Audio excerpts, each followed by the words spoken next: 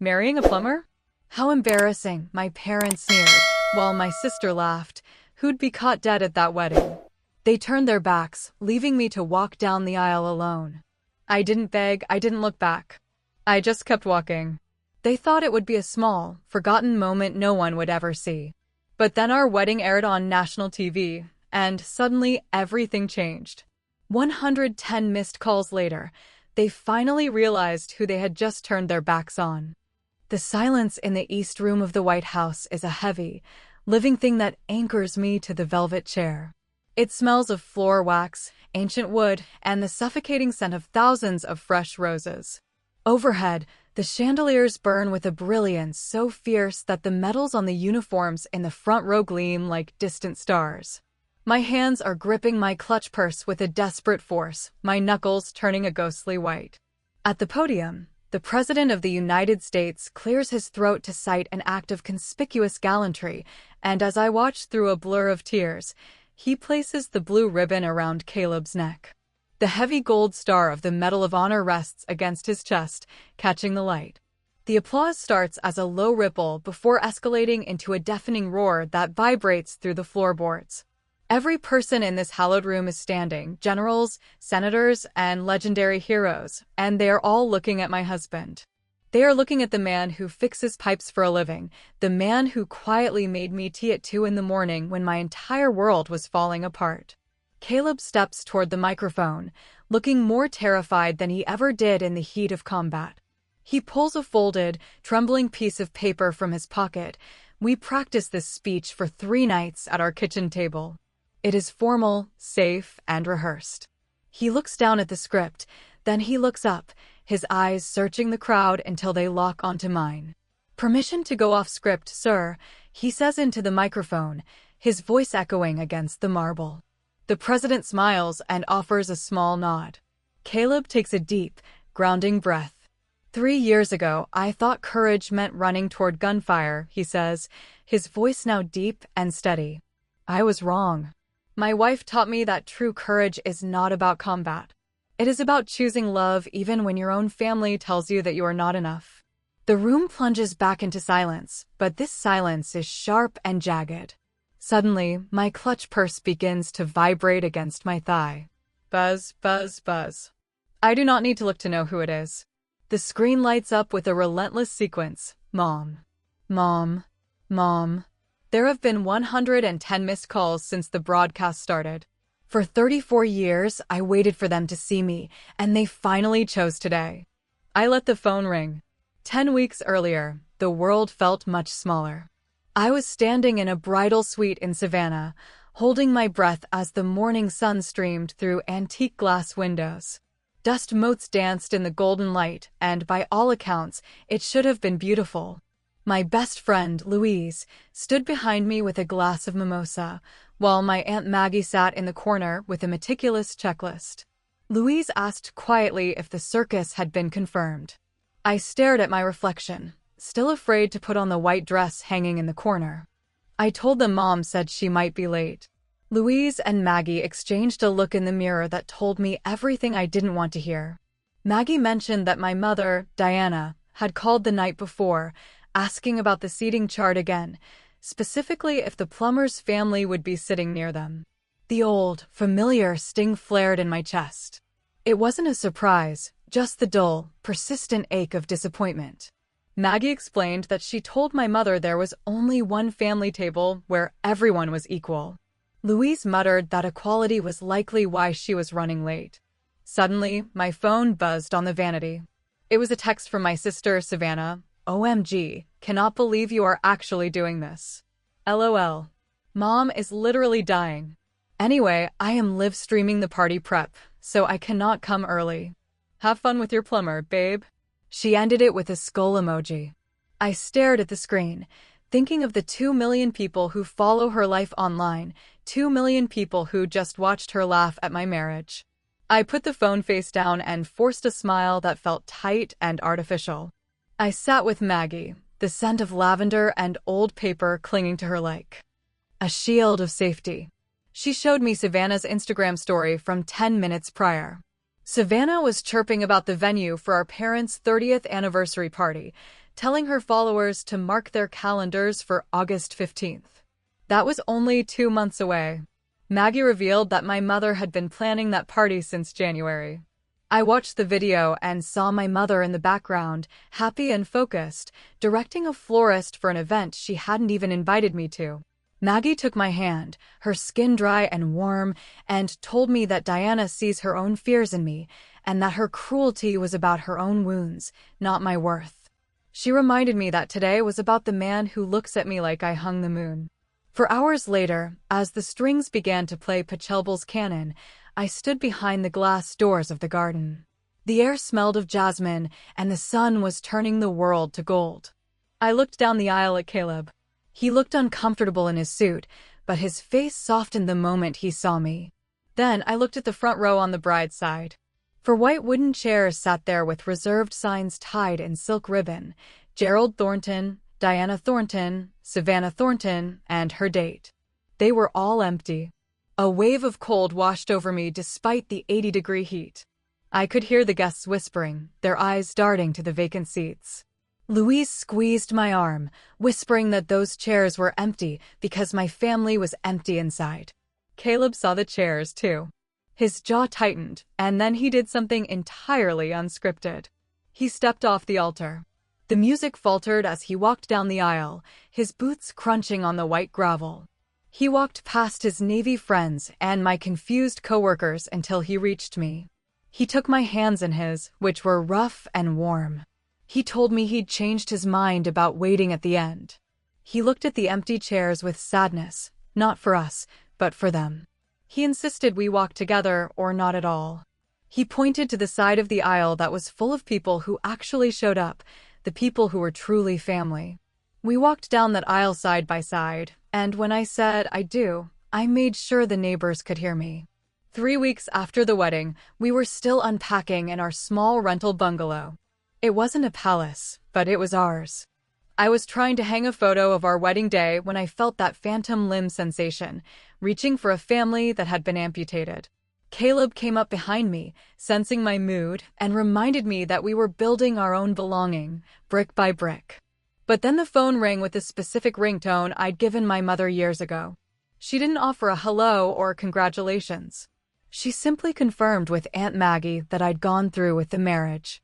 I could hear the ice clinking in her glass as she mentioned my father was wondering if we could come for dinner once things settled. It felt like the olive branch I'd always wanted. She invited us to the anniversary party as well, though she spoke of Caleb as if he were a stray dog I'd adopted. She made sure to emphasize that the attire was cocktail only, warning me not to let him show up in work clothes because a magazine photographer would be there. She didn't want any awkwardness. A week later, I came home to find Caleb sitting in silence, staring at a thick, cream-colored envelope. He looked pale and distant. He tried to hide it in his red metal toolbox, claiming it was just old army stuff that he didn't deserve. I told him that whatever it was, he deserved more than he knew. Tuesday's dinner at my parents' mansion was a frozen affair of silver forks scraping on bone china. My father ignored us in favor of his emails, while Savannah scrolled through TikTok. My mother interrogated Caleb about upward mobility in plumbing, and Caleb held his ground, explaining the scale of his business. Savannah laughed off the anniversary party details, showing off ice sculptures while ignoring my presence. I looked at the gallery wall where Savannah's life was documented in gold frames, while my single nursing photo was hidden behind a vase. My mother called me her little worker bee and told me to do something with my sensible hair for the party. In the car afterward, I realized it would never be enough, but I wasn't ready to stop trying. That night, I watched a video of my mother and sister laughing together, calling each other best friends. Savannah mocked my plumber hubby to 2 million people, and my mother didn't defend him. Later, at the house, my mother tried to force me into a dress from Savannah's collection, telling me I needed to elevate myself for the magazine shoot. She called my wedding photos rustic, a southern insult for cheap. I dropped the party favors I was supposed to be helping with and walked out, her voice sharpening behind me, demanding I not walk away. I was done being the worker bee, but the real storm was yet to come. I opened the heavy oak door and stepped out into the humid Georgia afternoon, refusing to look back. I drove home in absolute silence, the lack of sound ringing in my ears like a physical pressure. When I arrived at our bungalow, I found Caleb out on the back porch. The sun was setting, bruising the sky with deep shades of purple and orange while the cicadas began their electric, buzzing song in the ancient trees. He had 2 bottles of beer resting on the railing, condensation weeping down the glass in the heat. Without a word, I walked out and took one, draining half the bottle in a single, long pull. Caleb watched me steadily. He was still in his work shirt, stained with grease and PVC glue, looking exhausted but alert. He asked if it was that bad. I sat on the porch swing, listening to it creak under my weight. I told him my mother called our wedding rustic. Caleb took a sip of his beer, asking if that was actually an insult. In the language of Diana Thornton, I explained, it meant cheap and embarrassing. I told him everything, the dress with the cutouts she wanted me to wear, the magazine photographer she was obsessed with, and the way they looked at me like a problem that needed solving. He didn't interrupt. He just sat there, a dark silhouette against the dying light. When I finished, I stared at my hands. He asked what I wanted to do, and I whispered that I wanted to stop trying. Caleb crouched down so we were eye level, his voice low and fierce as he told me I wasn't ordinary. I told him I was trying to believe that. He spoke about the men he'd seen under fire, the ones who broke and the ones who didn't. He rarely spoke of his service, but he told me that every hit my family landed, every nasty comment, and every time they overlooked me, I got back up. He said my life, saving sick kids and coming home to love him, wasn't ordinary, it was extraordinary. I looked into his steady eyes. Caleb didn't lie, and he didn't give empty compliments. I wondered why my mother's voice in my head was still louder than his. I thought of 34 years of never being good enough, and I finally told him I wasn't going to the anniversary party. I felt lighter, as if I had dropped a heavy backpack I'd been carrying for miles. We went inside our small, messy, rustic rental, leaving the sweating beer bottles on the railing. I didn't know then that the letter in the red toolbox was about to change the world. 2 weeks passed, and the Savannah humidity settled in like a wet wool blanket, but my chest finally felt clear. I sat in the hospital cafeteria with Louise, who told me I looked like I had finally exhaled. I had stopped auditioning for the role of the good daughter, and for the first time, I was sleeping. But there was a crack in my piece. Caleb was coming home later, taking whispered phone calls outside, and he had moved the red toolbox behind the curtains. 3 days later, a classic Georgia storm broke open, plunging the house into gray gloom. I needed a flashlight and remembered the tactical one Caleb kept in his toolbox. I found the box behind the curtain, but it was locked, a first for Caleb. I found his keys in the bowl by the door and, driven by a nagging voice of suspicion, I opened it. Underneath the heavy mag light lay the cream-colored envelope from the office of the Secretary of Defense. My breath hitched as I pulled out the thick, official paper. It informed Caleb he had been approved for the Medal of Honor for his actions in Afghanistan. My hands shook as I read the citation. He had provided suppressive fire for 45 minutes and carried 3 wounded soldiers across 200 yards of exposed terrain. He had sustained multiple gunshot wounds to ensure no man was left behind. 12 people were alive because of the man who fixed my leaky faucet and was afraid his suit wouldn't be good enough for my mother. When Caleb walked in, dripping with rain, he saw me with the letter. He looked resigned. He told me he hadn't wanted it to change the way I looked at him. I threw my arms around him, feeling the ghosts he lived with. We sat on the couch by candlelight, and I realized the ceremony at the White House was scheduled for August 15th, the same day as my parents' party. Caleb had forgotten the anniversary. He was too busy carrying the weight of the war. I told him I couldn't go to their party because I was going to be with him. I felt a sharp, dark thrill. My mother, who sneered at the plumber, and Savannah, who mocked him to millions, were going to be at their elite party while my husband was on national television receiving the nation's highest honor. I wanted them to see it. I wanted the shock. The next day, I showed the letter to Louise and Aunt Maggie. Louise nearly choked on his sandwich, calling the situation nuclear, the ultimate mic drop. Maggie said it was okay to want the truth to be seen. I just wanted them to finally know who he really was. 3 nights later, I found Caleb struggling with his speech. He was writing what he thought people expected, but he hated it. I told him to say what he actually felt. He spoke about the friends who didn't come home and how I was the one who truly saved him. He asked if I was sure about him mentioning me, knowing my family would be watching. I told him to do it. I claimed it was for his authenticity, but a part of me wanted Diana to hear a hero say the words she never could. I wanted Savannah to see that her plain sister was a hero's muse. Then the phone rang. It was my mother, demanding a head count for the photographer. I told her I couldn't come because Caleb had an event in Washington. She sighed, asking if it was a plumber ceremony or a trade show. I didn't correct her. I let her think it was trivial, waiting for the surprise to hit her later. She told me the ceremony was more important to me than my family, and I told her yes. She hung up in an icy rage. I told myself I was at peace, but I was really just waiting for the explosion. 3 days before we were to leave for DC, the peace shattered at the hospital. I was at the nurse's station when my mother, who loathed hospitals, stepped out of the elevator. She marched down the hall in a designer suit, her heels clicking like a warning. She was furious that I hadn't returned her calls. She stood at the sterile counter, dismissing my job and my life, calling it all busy with your plumber's ceremony. My coworkers were watching, and I could feel the heat rising in my face as she prepared to humiliate me in the one place where I felt competent. The unit was buzzing, not with the rhythmic beeping of monitors or the shuffle of nursing shifts, but with the sharp, acidic tension of my mother's presence. Diana Thornton's voice rose, vibrating with the practiced indignation of a woman who viewed my independence as a personal betrayal. She spoke of making excuses for me for months, of smoothing over my absence, her words painting me as a vagrant rather than a woman building a life of her own. When she spat the words trade show, with enough venom to kill a small animal, I felt my legs tremble. I told her to leave, my voice a hiss of desperate restraint. It was Karen, the charge nurse, a woman who had seen everything and feared nothing, who finally stepped in.